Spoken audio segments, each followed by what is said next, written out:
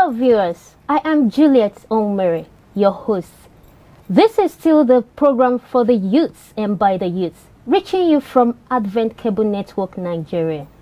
On today's program, we shall be looking at some life-threatening issues challenging the youth today. Of course, these issues are as old as humanity. Yes. Are you surprised to hear that?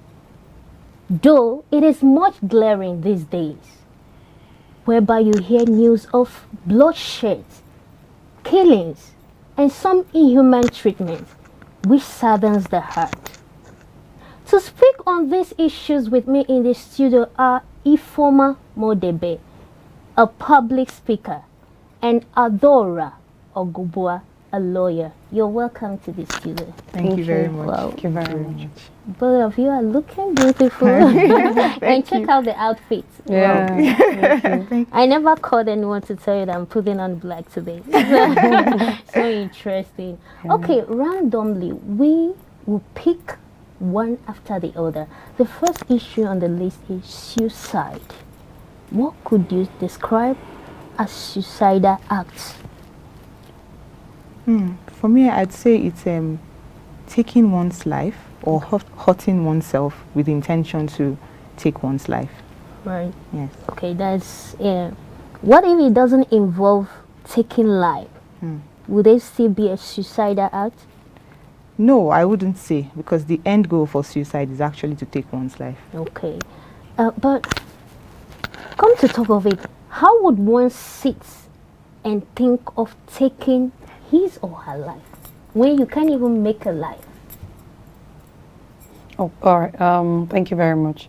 So these reasons vary. Okay. It could be based on emotional issues. It could be based on life issues. It could be based on challenges. It could also be based on financial issues. Okay, so there are various reasons why people tend to take their lives. And looking at youth these days, I would say that we've seen more flimsy reasons come up why youths want to take their lives. Yes, and I believe as we're talking, we'll talk about them, because you see youths say they want to take their lives because of their body size, because they don't feel among, because they don't have friends, because someone spoke to them in a way that they do not like. So there are various reasons why people just want to voluntarily take their lives. Right. Talking about reasons, Ms. Ada, what would you say are the reasons for one to just wake up and say, I want to commit suicide? So what do you think are the reasons? Or have you seen someone who has been in a state of say, I want to commit suicide, I want to take my life? Yes, most of these things, for me, I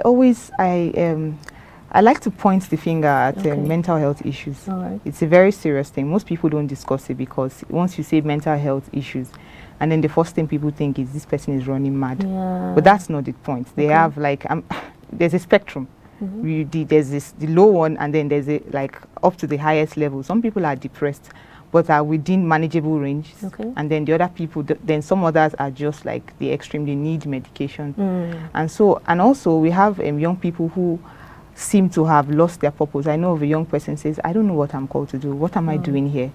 I feel like I don't know what I'm supposed to be doing. There's no hope. Everywhere is just blank. I feel like I'm in a state of nothingness. So that hopelessness, that feeling of hopelessness where you're saying, okay, I'm not adding value. So what am I here for? Then you want to just leave. And there's so many other reasons too. Some from trauma, past trauma. Some even the loss of a job or a loved one can also trigger. Like they feel ostracized, excommunicated from the society. So now what can we do to help such persons? You know, sometimes they don't feel like voicing out. They don't feel like mingling with the other people in the society. How can we help these persons? All right, so one of the things we should do, you know, is to just be our brother's keeper. Don't ignore little signs. Don't think, this person has not spoken to me in a while. Probably she's too busy with her life, or is too busy. You need to basically note and ask questions when appropriate. Whenever you see something off, or someone sends you a message that is off, you know, you need to care enough to reach out. You know, I say care enough to reach out. You don't know what people are going through. You don't know what their issues are. And also you need to listen. You know, just like Mrs. Adora said, you know, some people go through a lot of mental health issues and they don't seek help. And sometimes it's actually hidden so much that if you do not look closely, you might not notice it. So we need to look beyond ourselves. You know, it's very easy for us to be engrossed in our own issues and our own problems.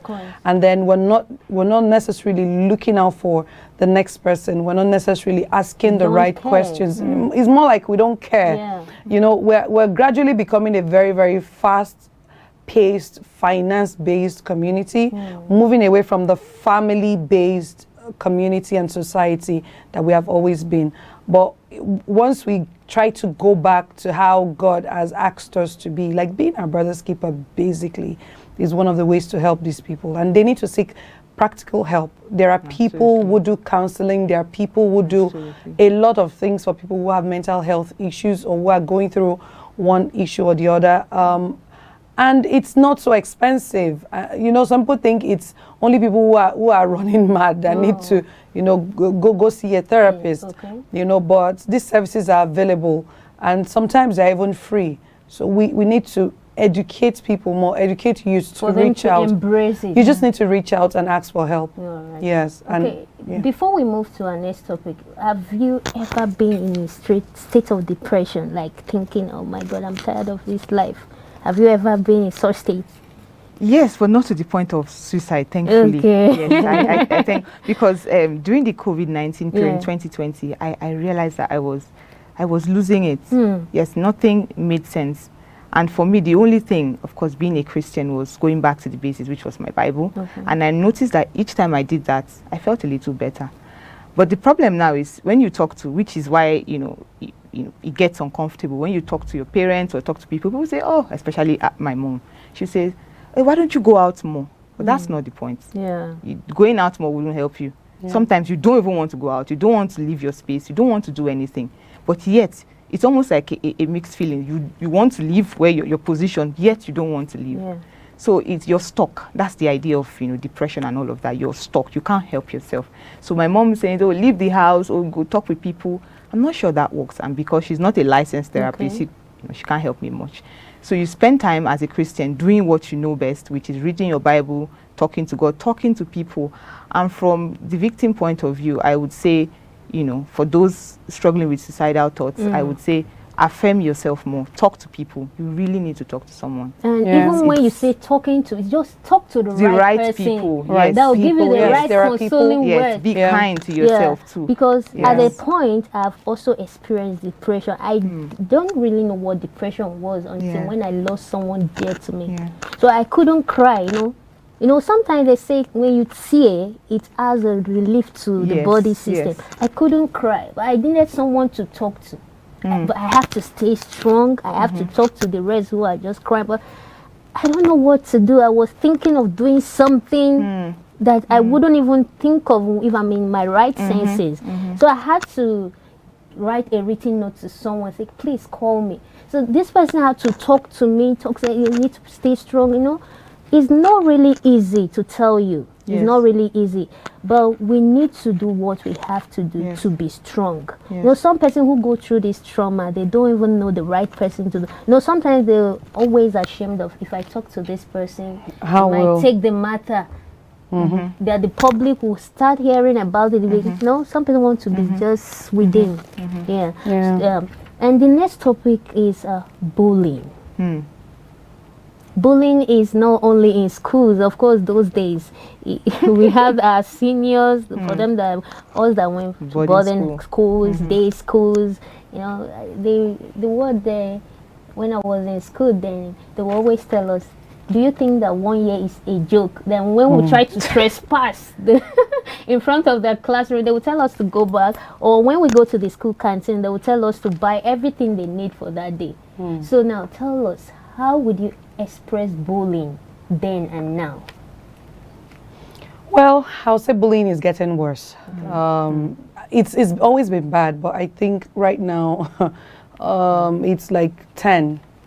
with the increase of media and the fact that you can have the reach to everyone at your fingertip, bullying is becoming more intense. In schools, yes, you just basically have your seniors tell you kneel down, stand up, don't do this, don't do that. But now you're having to deal with bullying even amongst younger children. You see kids hitting each other, you see kids trying to have their way. And you know, bullying is not just a school situation. I think it's a societal problem. So many of us grew up with parents as bullies. Sorry to say that word. I agree. Yes, so basically what is bullying? You're enforcing your will, and you're saying you either comply to my will or it's nothing. And besides, you're not better than I am, I'm better than you are. You know, putting that person down and basically enforcing with force, you know. So we're seeing that happening more and more, especially with social media. You see kids who are 10, 11 and they already have phones, you know, and they are online. So they are open to anybody just telling them anything. We call them trolls, all right? And these kids are still defining who they are, so they don't even know who they are just yet. And then social media and friends and everyone are beginning to tell them, oh, you're chubby, or you're too slim. I mean, a 10-year-old, you should still be playing football somewhere, you know. But now we have phones, you know, and you're having kids trying to achieve so much more, you know, more than their age. More than their age. And we're also having pressure from parents. Oh, you have to do this. Oh, you have to do that. It's always important we know the reason why we are here on earth, just like she said, purpose. Once you understand who you are, and it's good that we instill, because every child would at some point get bullied. Of course. But it depends on how we have taught our kids to resist bullying. You know, how aware are they? You know, how what's the word now? How self-empowered are they? So we need to empower our children from the home front, so that when they go into the society where they would definitely be bullied, they'll be able to defend themselves. They would be able to defend. They would be able to defend themselves. And now, because you now have a higher sense of purpose from God, you will not be waiting for the society or social media to define you. Of course. Yeah. Now, Miss Adora, you know, bullying has been there. Yes. Now the social media has made it easier for this bullying to be spread, the news, information, you know, the carriers of information. Now, then it used to be lashes of Cain, as she did say. The senior might tell you to pick pain, but we have a situation whereby you bring someone to babysit, like a 10-year-old girl or boy, to babysit your child while you go out to cater for daily bread, you know. Sometimes they don't treat them well. You understand what I'm saying? They treat them like they are not someone's child. Yes. Yeah. What would you say about it? That's another form of bullying that is actually unacceptable. No form of bullying is acceptable, but this is like a bullying that has more lingering effects, because this is a child, and sometimes it can have more serious consequences. Because these people we've seen videos of people who put CCTV cameras in their homes, and we see the dreadful things that they do to these children. Some bodily harm, even resulting to like deaths and all of that. So I think that it's bullying, and sometimes it's not just the physical harm that's, you know, imprinted. Then you see a child who has now been psychologically and emotionally bullied. It says if after beating the child, you say, if you tell, mommy will go out, daddy will go out, we'll be here together. I will not play with you. Psychological yes, the person is I will not play with you, and you'll be alone. I think one of the things that I have a younger sister who's about 9 now. She turns 9 this March, and she used to have a nanny, and the nanny used to do subtle things like that. And then I told her, I said, listen to me, you need to be content with yourself. You need to be able to love being with yourself, so that if somebody says, oh, I don't want to play with you, you say, okay, that's fine. I'm fully, that's exactly the kind of training I got. I can stay alone, I can play with myself, I'm fine, I'm fantastic. So you can make up things. Then when she comes to me, I say, then get creative. You're surrounded by adults, and you're not going to have everyone playing with you. And if your nanny doesn't want to play with you, then get more creative. Okay. Bullies like to have the last word. So the most important thing to do is making sure you squeeze that level of power. Make sure that it's very minute, and the level of influence they have over you is so small that it has no hold over you. I think that's how to deal with bullies. So yeah, so this, I would say, emotional, psychological bullying is also what we experience in households, which is the same thing that our parents also wield over us. If you don't do this, if you don't study this course I want you to study, no school fees for you, or no pocket, things like that. Those sorts of forms we should know aggression. that as a parent, you're to provide those things for them. Exactly. And you're threatening them with such things. Exactly. Yeah, It's so very wrong. Yeah, so I'm not supposed very to. wrong. And another one we have here is drugs and alcohol abuse. It's really glaring. It's really getting into the society, really eating into the bone marrows of the youths of today. So now, what are these substances that could be abused? Okay, I would say almost every substance can be be abused.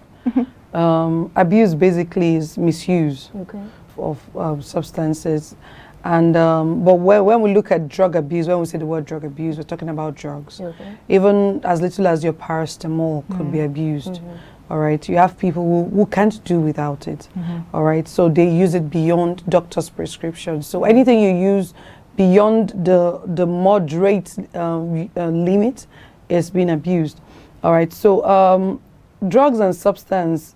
You know, I was speaking with someone today, and I said Abuja presently is filled with a lot of drug peddlers, and you're wondering why. Like, why is it almost everywhere you turn? If you're very observant, you would see that a lot of young people, younger than before. I mean, younger than before. You're seeing 12, 13-year-old, 14-year-olds, you know, getting into drugs and alcohol. It's become abuse. a norm. Yeah, it's becoming a norm, and it's getting worse. It's getting worse because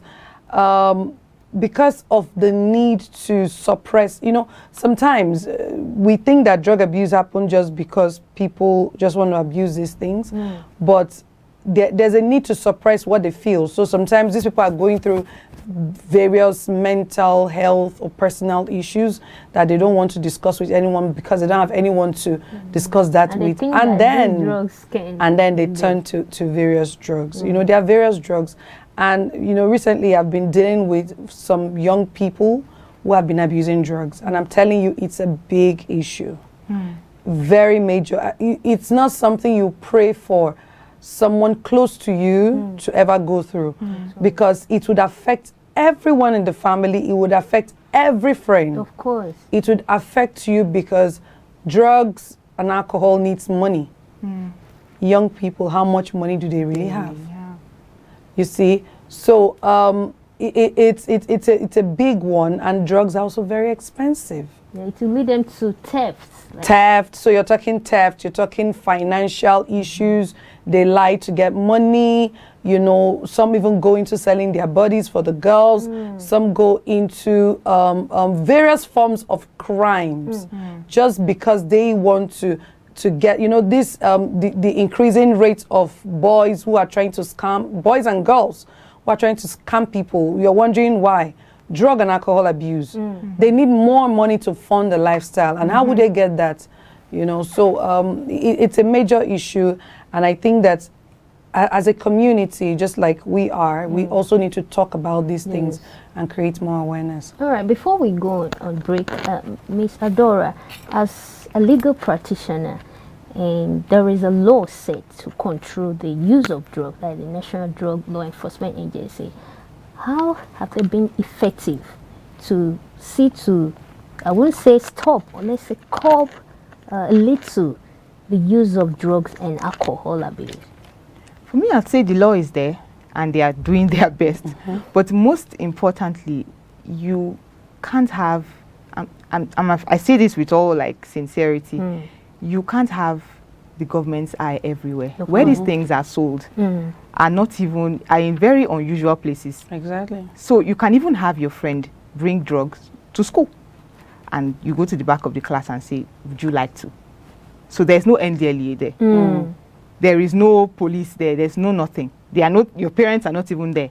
And he sells the drugs to his colleague or his friend. And that's it. and then it becomes a national problem after a while. So there's only so much. The laws are there to curb it on a wider scale, but those small home, like household issues or household, outlets, or those mini markets, like the schools, like the church, you'll be surprised. The church, you see some other, uncompleted buildings, those other spaces where we can't, the law cannot, the arm of the law cannot get to.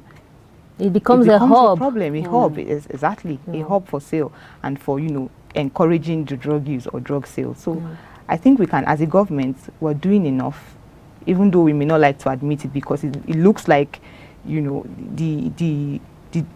don't know, it looks as if we have, I don't know, I can't even explain how it is. It's such a process. We have the law there, but it's as if the law is not enough. Well implemented. Yes, to, curb these practices. It's almost like we're overwhelmed or overrun, really, by these things.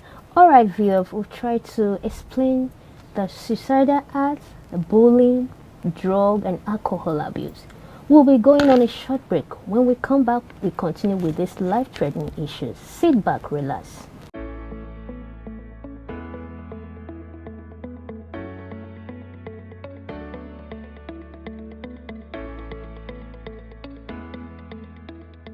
On this show, we'll focus on the journey from girlhood to womanhood and everything in between.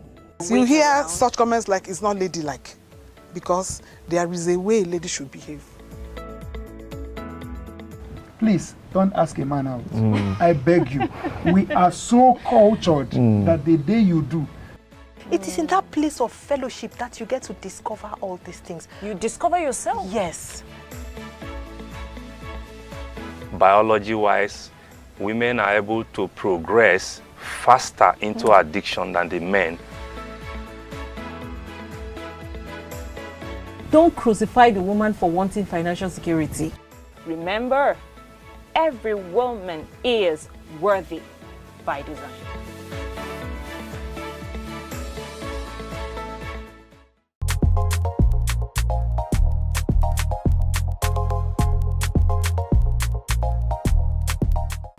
Welcome back, viewers. See, here in the studio with me is Miss Adora and Miss Ifoma.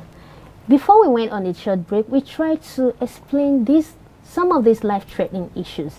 The next on our list is sexual violence, that is rape. So I would love Miss Adora to explain this as a legal practitioner. What would you describe as sexual violence? Okay, for sexual violence, I would say that there has to be, according to the law, there has to be a penis in a vagina. And because it's violence, just as the name suggests, it has to be against the person's will, forcefully done for it to constitute as rape. Okay. So that's it in a nutshell. Forcing yourself on a person, forcing your genital in a person's genital. That's it. Okay.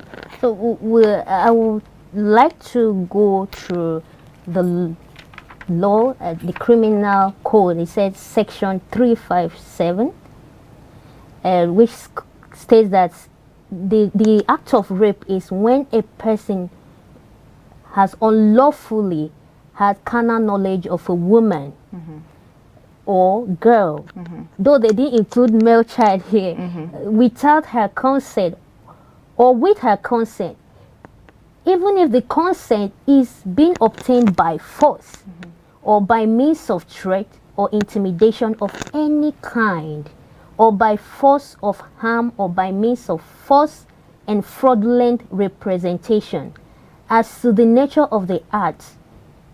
In case of married women, they still include married women here. So if a man by personating her husband, they said is guilty of an offense which is called rape.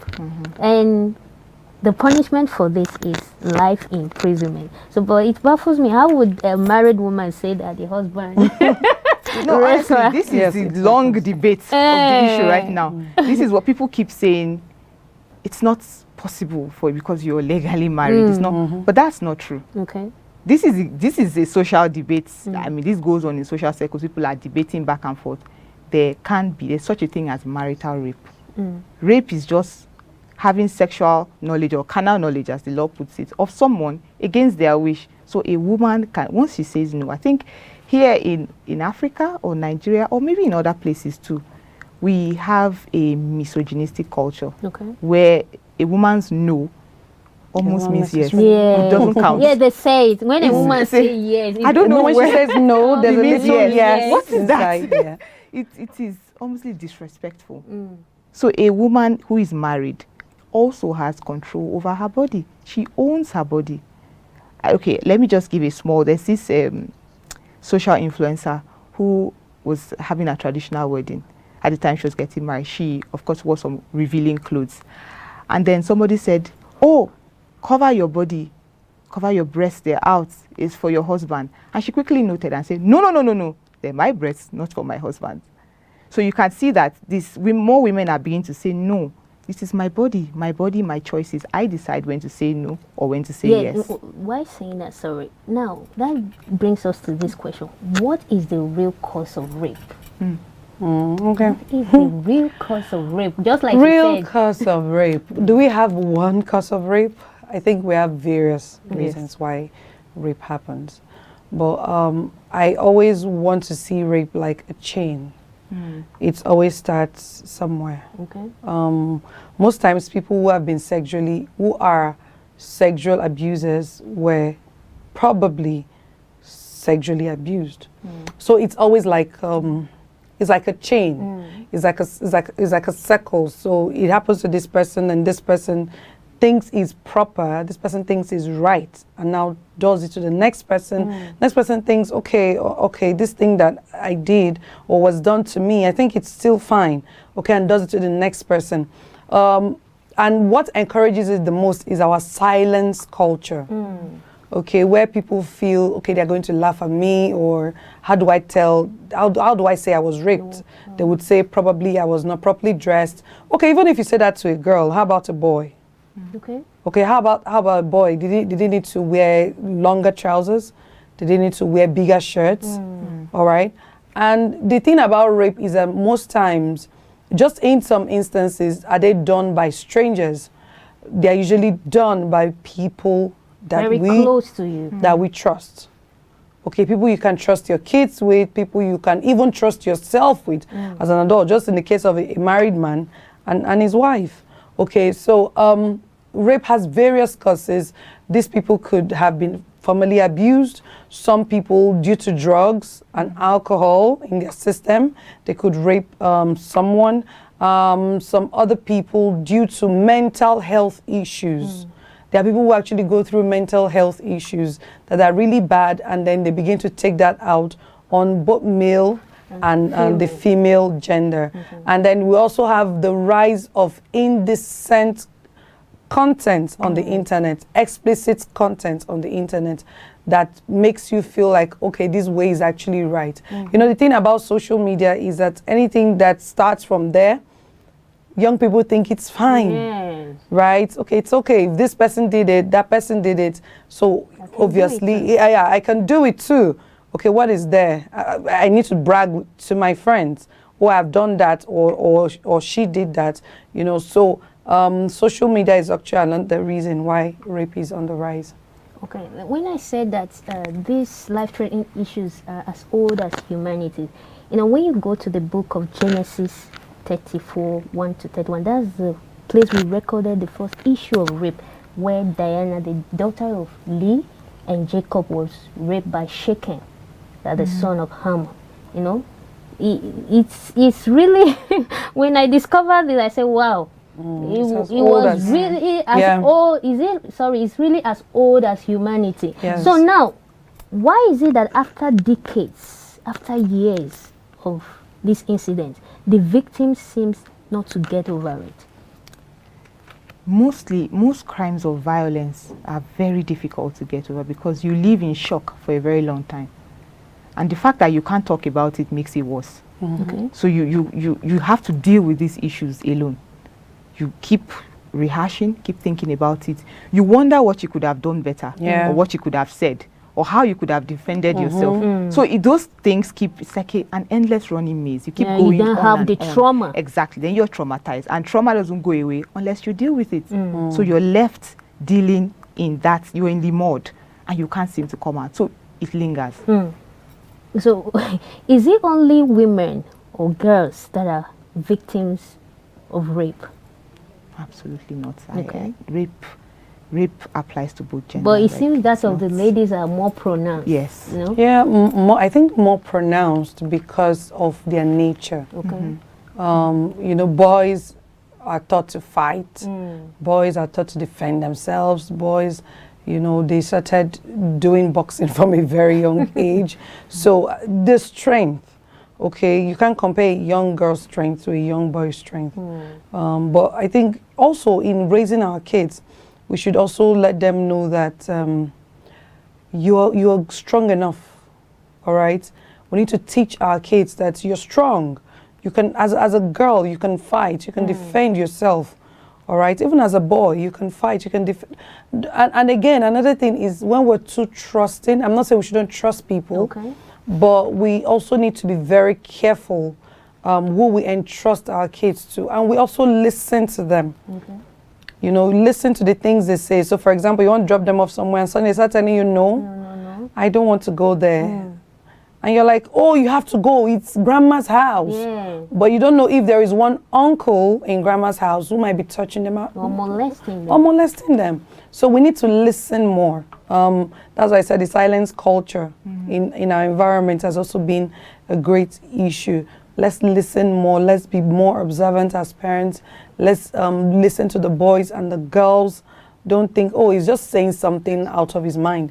Listen to what the child is saying. Also, I just wanted to add that we need to create safe spaces and then encourage our voice. There's nothing like man up. The man up culture is a very dangerous culture. So somebody rapes you, and somehow we've been wired to think that men don't have emotions. So you don't want to man up. Of course, they do have emotions. They do have emotions. They can be hurt. They can be traumatized. So somebody rapes them, and they think man up. That's all they hear. And then they man up. And they don't, and tomorrow they go on to become perpetrators of the same things. And when you're talking about being traumatized, it brings us to the next topic, which is anxiety. You know, I see anxiety as an involuntary act because sometimes when you're worried, it comes involuntarily. You don't even know that you're being worried over something, you know, gradually. So now, why is it that some persons, especially women who are emotional beings, are always anxious? They always feel worried about their children, about maybe the baby is having a running temperature. They are worried.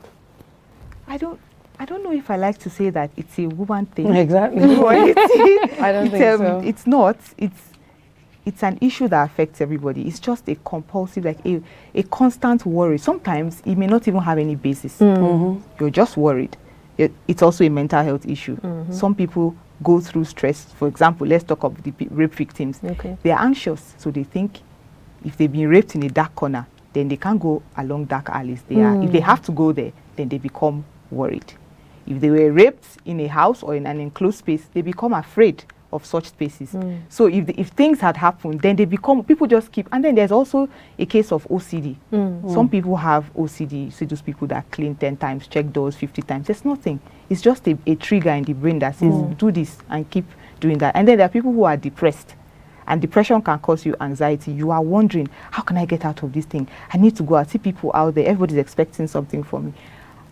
There's even a normal one. Everybody is anxious about something, anxious about getting facing a panel or a job interview. There's a normal level of anxiety for people. Yes, and then there is the medical one that just moves over the bar that we now begin to be concerned about. But I think everybody deals with some level of anxiety, not to worry. And then there's one that's just over the top. So I don't think it's fixed on any gender. We all have levels of anxiety. That is looking at it from the youth of today, some ladies culturally, the culture compels the woman that at the age of 25 she should be in her husband's house. We ladies will start worrying.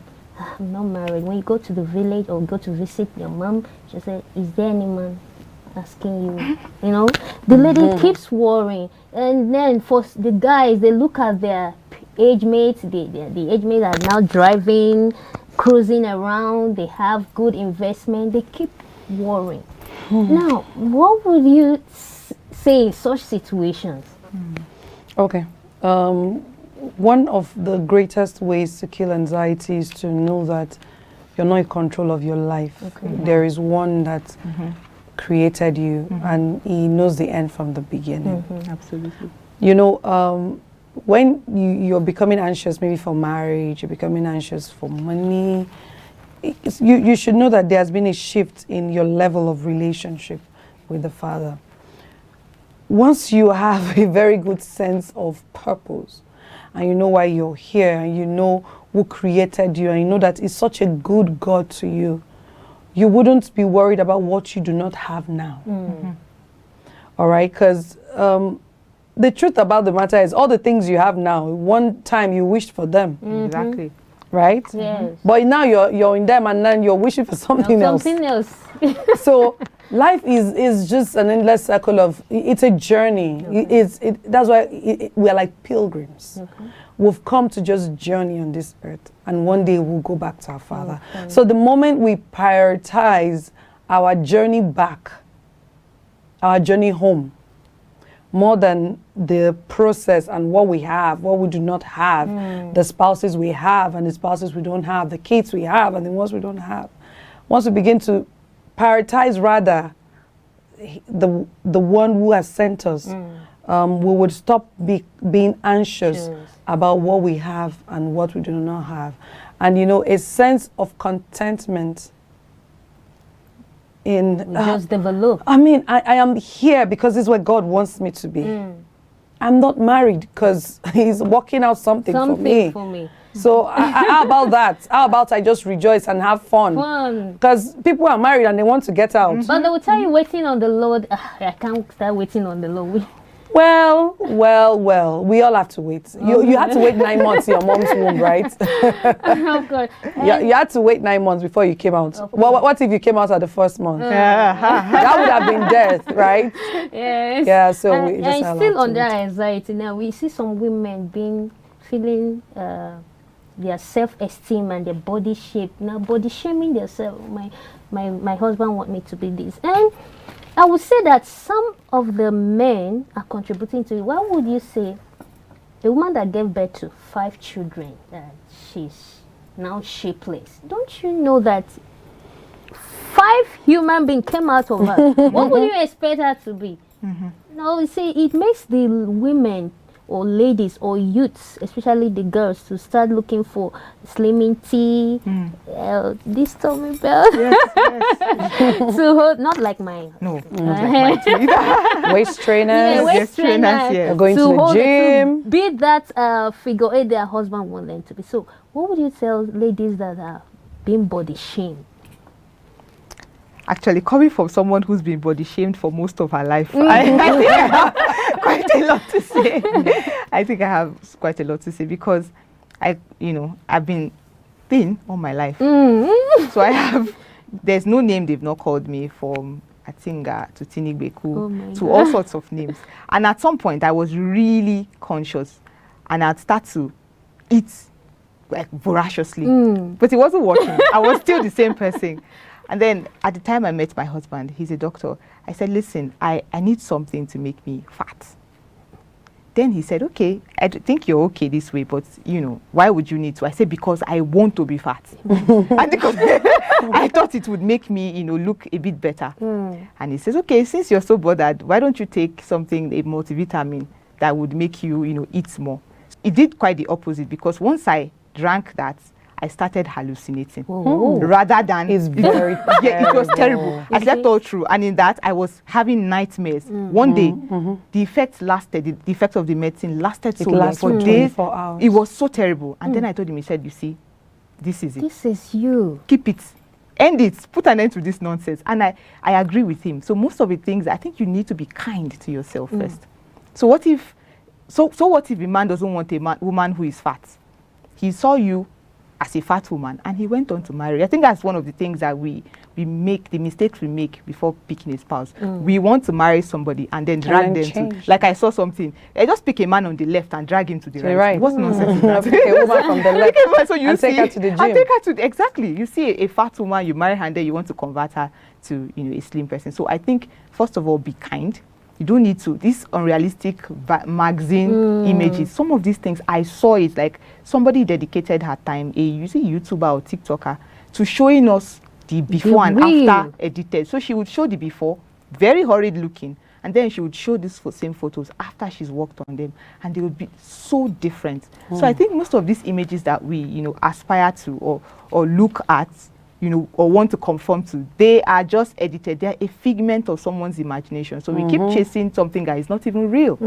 So the most important thing is be kind to yourself, enjoy the body that God has kept you. He knows better. And the people that the body is meant to attract will gravitate towards you. You know, the one that baffles me the most, the one they go for surgery. Why? With surgery, it's so appalling. Not minding the health implications. Exactly. You know, in a few years' time, like I said, you know, there was a time when being slim was it. Yeah. If you're slim, no. All the rave. But you know, now you have to be chubby. You have to have curves. Yeah. So you see that it's changing. So what if now you've gotten curves, and then in the next 20 years they say back to you have to be short? So what do you do? Okay.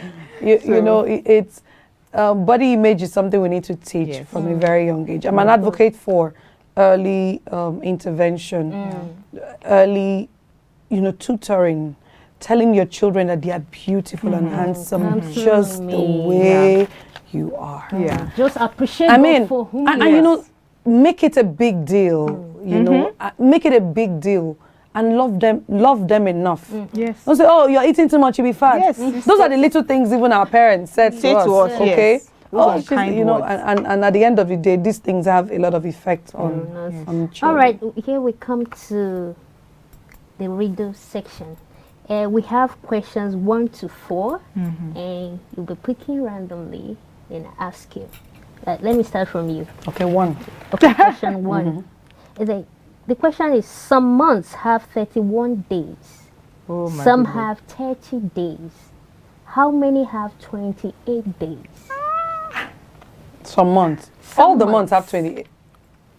Wait, I know February is the one that doesn't that ends at 28, but sometimes it's 29. So all the months have 28 days, not only. No. Okay, you're correct. Yeah. You actually did quizzing. Yes, because all the months actually have 28 days, just as some are. Like right. Okay. Do you understand? Okay. Yes. Miss I am terrible at riddles, but let's go. Let's try it. Okay. Don't be anxious this time. You're not going to fail out. Okay, so we have Choose one, your two. question. We have question 2, 3, and 4. Okay, 2. Let me do The it. question 2. What belongs to you, but others use it more than you do? My name?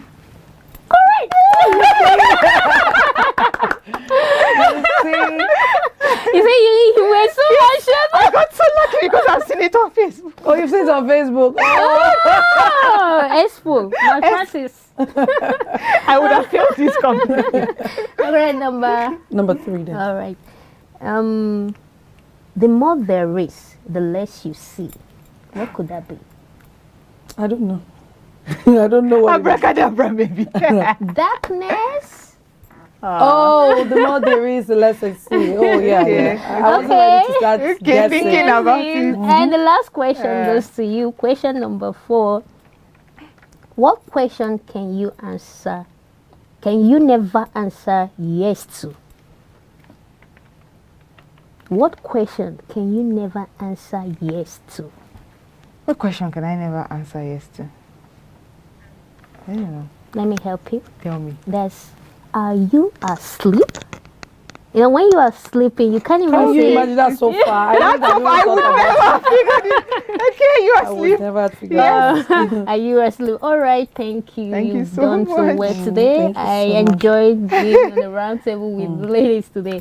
Thank you. I think this is the first time I'm having ladies around me. No, really? Really? Oh, You then should be having more ladies. I'm telling And you, ladies the in color coding. code. Of course. It's out of this world. Honestly. Oh, good. All right, viewers, you heard it from our guest in the studio. And I want you to take this home. We'll be taken from book of Matthew 6:36, where it tells us about anxiety, worry. And I say, do not worry about tomorrow. For tomorrow will worry about itself. Each has enough trouble of its own. So we'll tell you today, do not worry about anything. In case you're feeling depressed, talk to someone who cares to listen. And tell that person how you feel. Visit counselors who will direct you on what to do and what not to do. Till we come your way next time. It's a wrap up. Bye.